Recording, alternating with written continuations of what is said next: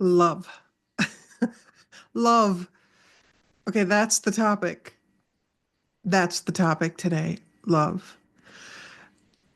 I wish that I could somehow organize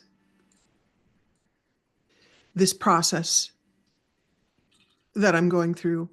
It's sort of a silly thing to say because you don't sort of know what you're walking into each day.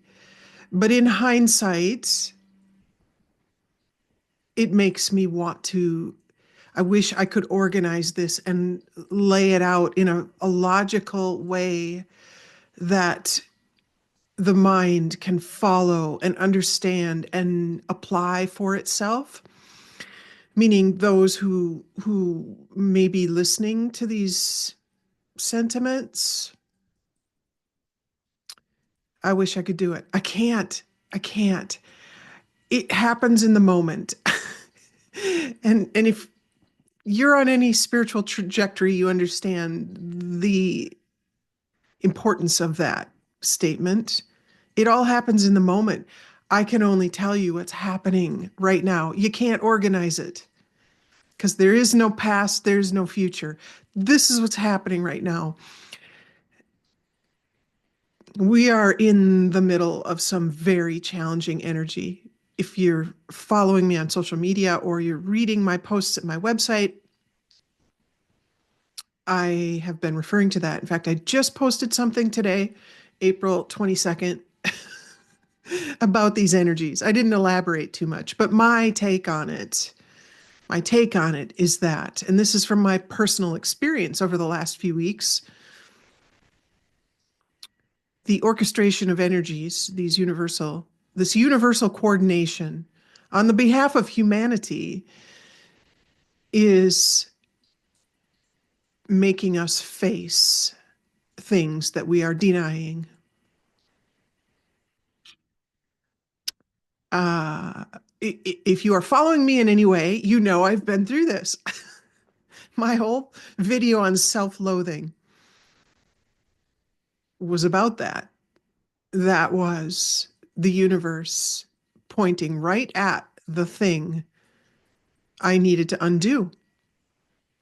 It was terrifying, scary, and dreadful. You can go watch that video if you want. But the universe is doing this to all of us, and a lot of people are agitated about it right now. They are agitated and they want to point fingers at all this stuff outside of themselves. It's not out there. It's not out there. It's within. But that's not what I'm going to talk about. You can read my posts. I elaborate on all of that in those posts, in those videos. What I want to talk about here is love, love, what comes in the aftermath of that shadow work. I have a dissertation brewing on this. I don't know if this is going to be it. I don't think so. I feel the desire to keep this short today.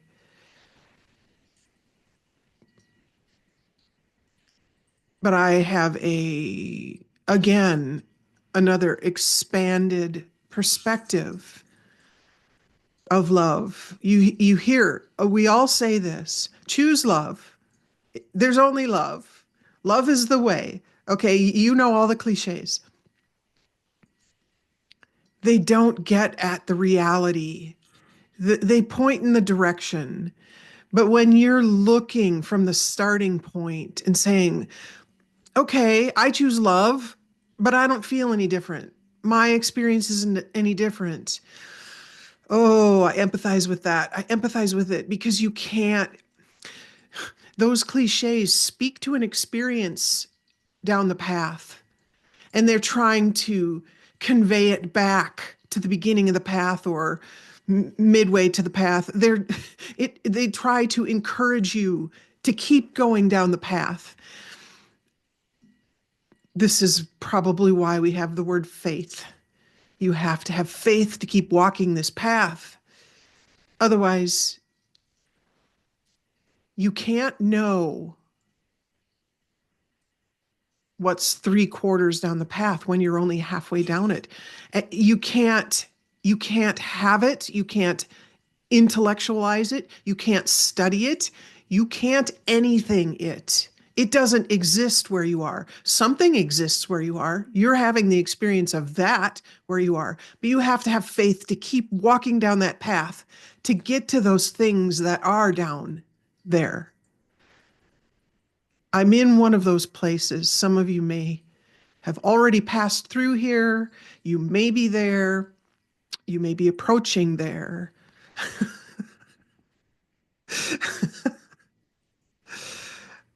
Oh boy. It just blows my mind how little we see from the point at which we view. There are so many hints and little nudges and bits of encouragement to keep us moving down the path. But we stand there and stomp our feet and say, I don't see it. I don't feel that. Therefore, it's not true. What are you smoking? I've I've said to my friend Allison a couple of times over the last week when I've said certain things, I'm like, and here's the crazy lady commentary, right? Here's where people will perceive me as being, I've lost it. I'm out there. I'm telling you, this is how it works. You have got to keep your faith and keep moving down that path. Do not stop there and stamp your feet saying, that doesn't exist. That's not reality. That's not truth. It's not pretending to be your truth. It can't be from where you stand. Your experience is telling you what's true at the point on the path that you're standing. Keep moving. All of those little hints and nudges, those bits of love that illuminate the path, they are only capable of encouraging you to keep moving. Eventually, you get there on that point, and you're like, I understand what it meant. I understand what it meant. You've heard me say a couple of times, a few times, I'll say it often. The kingdom of heaven is within. That's one of those things.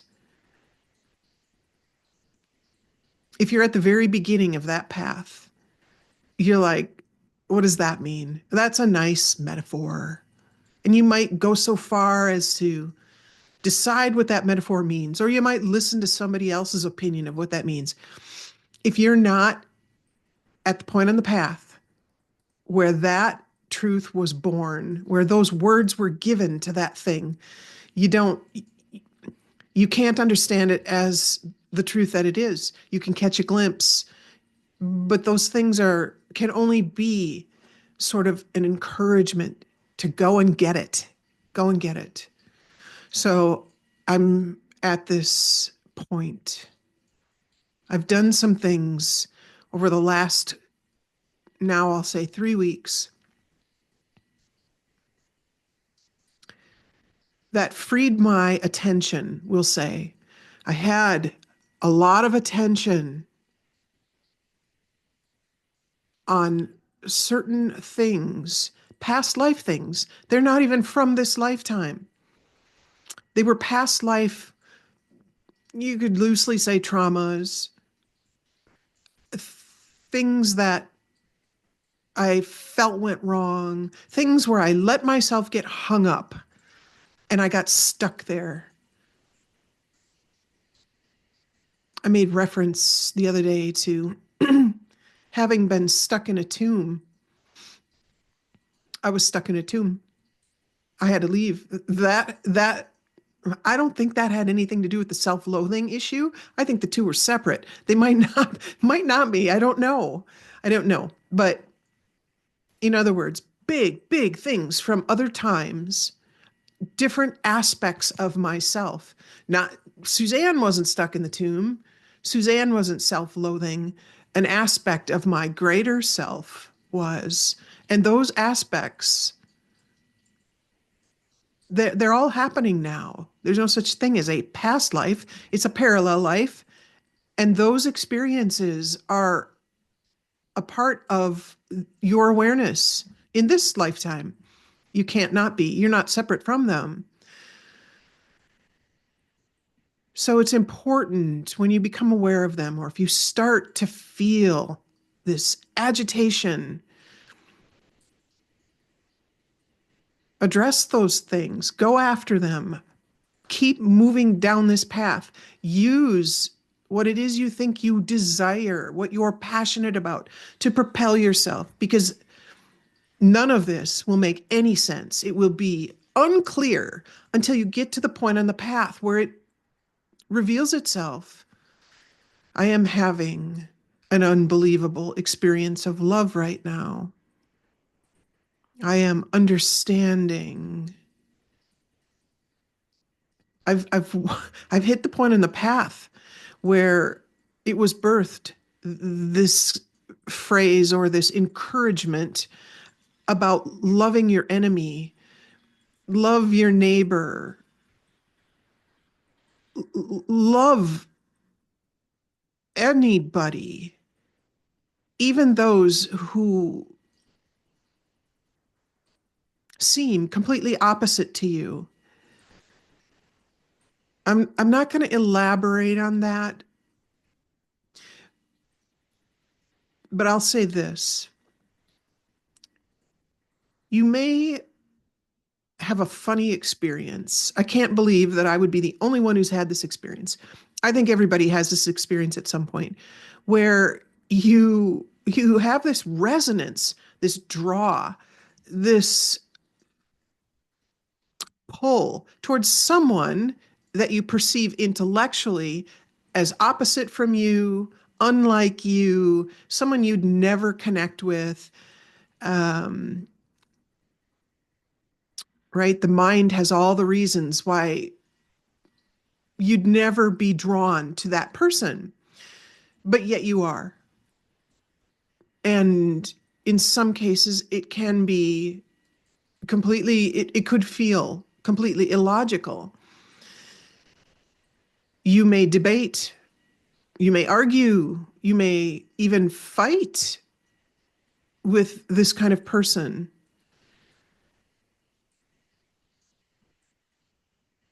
Because intellectually, you've taken positions that seem very different. But yet, there's a draw, there's a pull. It's my personal belief that that kind of situation is an opportunity to. I have not thought this through, so I'm finding the words. Bear with me. It's an opportunity to demonstrate this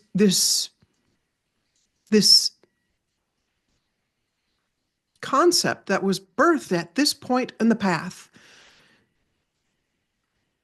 Love thy enemy. If you look at this person, and oftentimes anger and frustration and fighting, it isn't it isn't born of uh, wrath. It's born of passion. It's born of passion. There's a draw. There's a compelling. Hopefully you're following me. There's a passion. We think we need. The mind thinks we need other people to be standing in our shoes, to be loved, to share that passion. You don't. You don't. I don't want to lose my train here. This doesn't happen with everyone. There are lots of people out there who may be completely different from you, 180 degrees different from you. I'm not talking about all of them. I'm talking about the ones where you run into them, you're like, we should never have been friends. There's nothing that would draw us together otherwise, but you feel this compulsion You feel the pull. I think these are opportunities for nothing more than to love thy enemy. Now, in truth, they're not enemies. You know it. You know it. Your mind is like, no, that's an enemy. But your heart says, it's not. It's not. It's a struggle. If your mind has not been brought back into balance with your heart, the two will be at odds with each other. I think these are opportunities, tremendous, like heavenly opportunities between people like this to do one thing. It's to express love,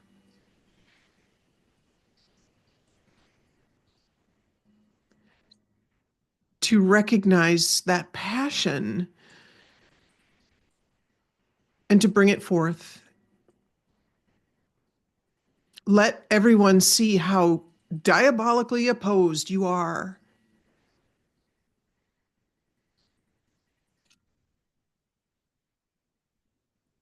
Let them see.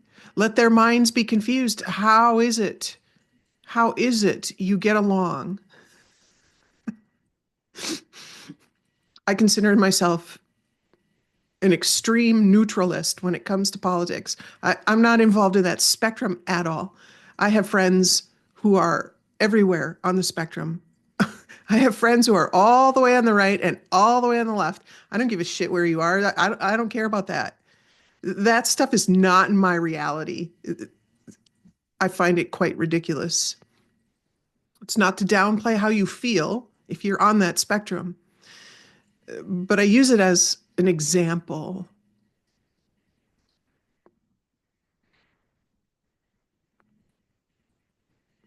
I share passion with some of these people, and some may look at that. Some on this end of the spectrum can look at me having this passionate relationship with somebody on the other end of the spectrum and say, how's that even possible? How can you do that? Because they think they've got that with me on the other end, right? This is the point.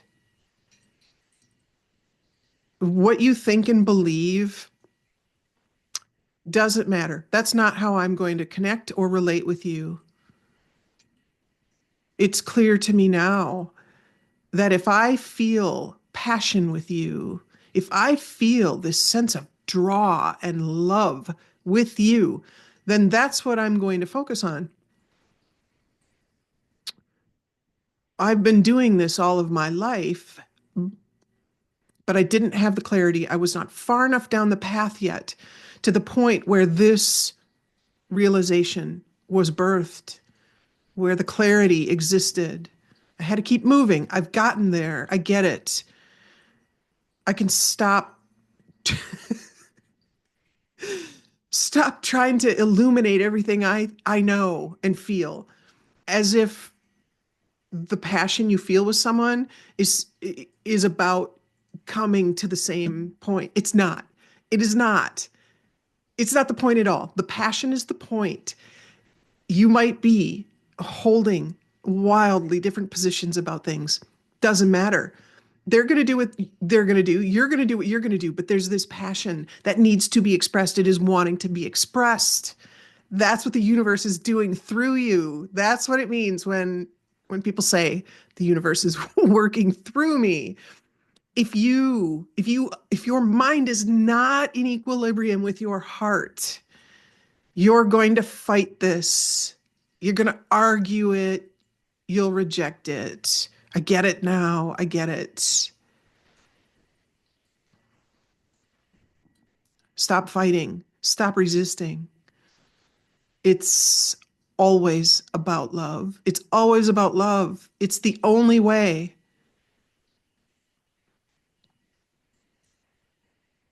Well, you can resist it. You can resist it as well. But that isn't a way. That's you standing there, digging your heels in on the path, not moving. not moving forward. You have to choose love to move forward. Okay. Hopefully, this will be the shortest video I've done so far. Wanted it to be shorter, uh, but I got to work on it. Okay. All the love. We'll talk to you.